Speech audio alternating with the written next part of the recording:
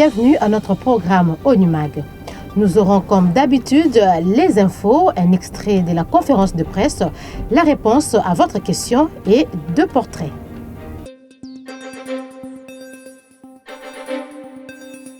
Tout d'abord, ce déplacement du représentant spécial du secrétaire général de l'ONU en RDC à Goma pour la réunion du sous-comité des ministres de la Défense des pays membres de la conférence internationale sur la région des Grands Lacs, CIRGL en sigle. La réunion a planché sur la mise en place de la force internationale neutre pour éradiquer l'insécurité à l'est de la RDC sous mandat de l'Union africaine et des Nations unies. Une commission déterminera la structure de cette force qui se déploiera dans 4 zones du Nord Kivu. La sous-commission qui a été créée par le sommet de Kampala, des ministres de la Défense, des membres États, ont fait leur travail et c'est reflété dans le document, le communiqué qu'on vient de diffuser. Et donc ça avance le projet. Malgré qu'il reste encore des choses à faire. Et je répète, de notre côté de la MONUSCO, nous allons continuer notre effort selon les ressources et le mandat que le Conseil de sécurité nous a confié de donner tout l'appui que nous pouvons donner aux membres de la CIRGL, à l'organisation, ainsi que le gouvernement du Congo pour arriver à la résolution de ces problèmes le plus rapidement possible. En rapport justement avec cette situation à l'Est, une délégation des étudiants des universités de Kinshasa était au quartier général de la MONUSCO. Réagissant à la dite situation, les étudiants ont adressé un mémo aux institutions politiques de la RDC et aux représentations diplomatiques. Le mémo déposé à la MONUSCO est assorti de plusieurs recommandations, dont une formulée à l'endroit de l'institution onusienne. Dans cette recommandation, nous disons non à la balkanisation de la RDC. Nous disons non au viol et à des tueries et tout autre abus commis sur des populations dans l'est de la République démocratique du Congo. Et pour terminer, la tenue à Kinshasa par la société civile congolaise avec l'appui et le financement de la MONUSCO de l'atelier préparatoire à la participation de la société civile dans le processus de la mise en œuvre nationale du New Deal pour l'engagement international en faveur des États fragiles. Il s'agit pour la société civile d'analyser le degré de fragilité du pays par rapport aux objectifs du New Deal. Nous, société civile, nous voulons avoir un regard, une analyse que nous faisons à notre niveau pour aller dire aux autres partenaires qui sont les gouvernements, voilà, nous pensons que dans le processus, nous devons faire ceci ou cela qui va nous emmener à avoir un état normal. Donc nous avons vu que le gouvernement congolais a initié une campagne de recrutement à travers tout le pays pour essayer d'appeler de manière volontaire les Congolais qui le désirent à venir servir sous les drapeaux. Mais comme vous le savez, c'est un choix de vie que tout homme fait à un certain moment. Mais la MONUSCO, comme je le dis, est là, suit aussi cette opération et serait prête, si le besoin se faisait sentir, éventuellement et sur demande des FRDC, de les appuyer comme nous le faisons tous les jours et dans tous les domaines. Et maintenant, la question des téléspectateurs. La question d'aujourd'hui nous vient de Goma.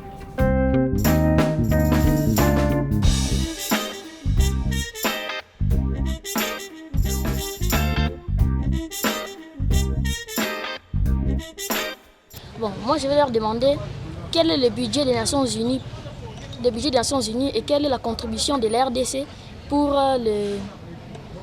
au budget des Nations Unies. Il y a 2 types de budget, le budget ordinaire et le budget extraordinaire. L'Assemblée générale des Nations unies définit le barème que doit payer chaque État. Ainsi, le pays le plus riche, les États-Unis, payent 22% et les pays les moins avancés payent 0,01%. En ce qui concerne la République démocratique du Congo, elle paye 0,03%. C'est-à-dire, dans le budget 2012-2013, dont le montant était de 5,15 milliards, la République démocratique du Congo a payé 71 000 $. Il y a maintenant les budgets extraordinaires, par exemple dans le cas des opérations de maintien de la paix. Pour l'année 2011-2012, le budget est de 7 milliards de $. La République démocratique du Congo doit donc payer 0,03% de ce montant. Les États maintenant payent aussi d'une façon volontaire d'autres budgets, par exemple le fonctionnement du HCR, de l'UNICEF, etc. Qui travaille à la mission onusienne porte loin la voix de cette mission. Il vient de très loin et est reconnu de tous pour son travail. Le portrait du jour.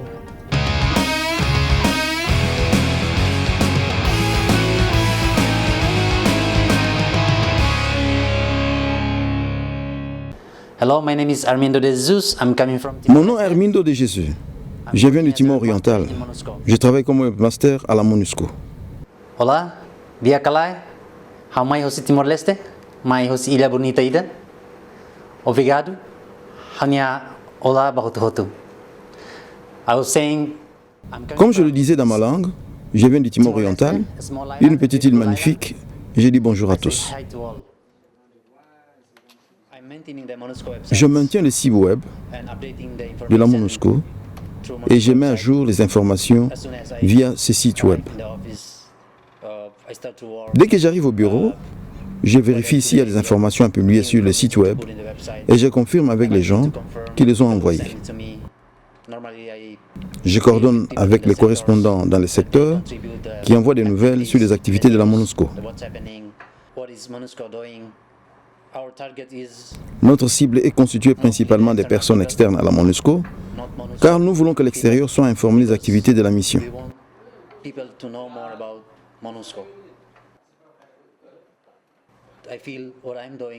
Je crois que par mon travail, les sites web permettent aux gens de savoir ce qui s'est passé et se passe à la MONUSCO.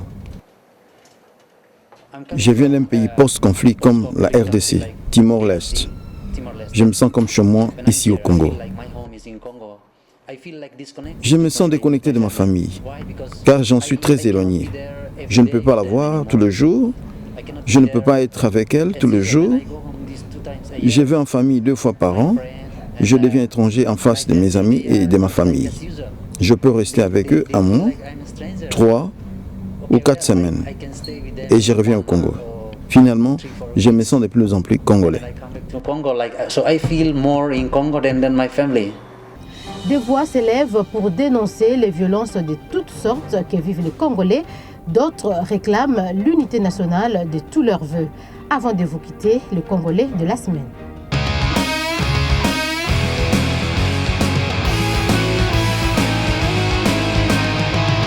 Je suis Eldorado, chanteur, auteur, compositeur. Pour vous, pour le Congo, j'ai écrit une chanson d'espoir. Le Congo doit être une oasis de paix. Le Congo doit cesser d'être un champ perpétuel de bataille. Ce n'est pas sans fin, ça m'a pissé.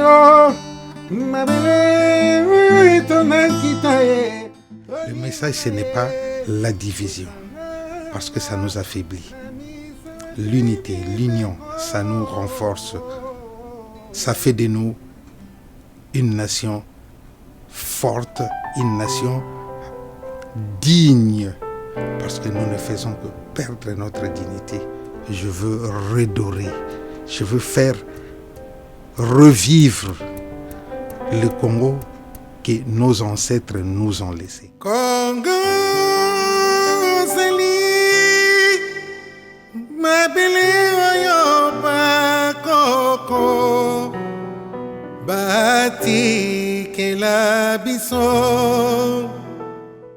que chacun, quand il se regarde dans une glace, se pose la question, qu'est-ce que je fais pour mon pays? Et s'il fait quelque chose contre son pays, qu'il y renonce. S'il fait quelque chose pour son pays, qu'il redouble d'assiduité. Ma pierre à l'édifice, la voici.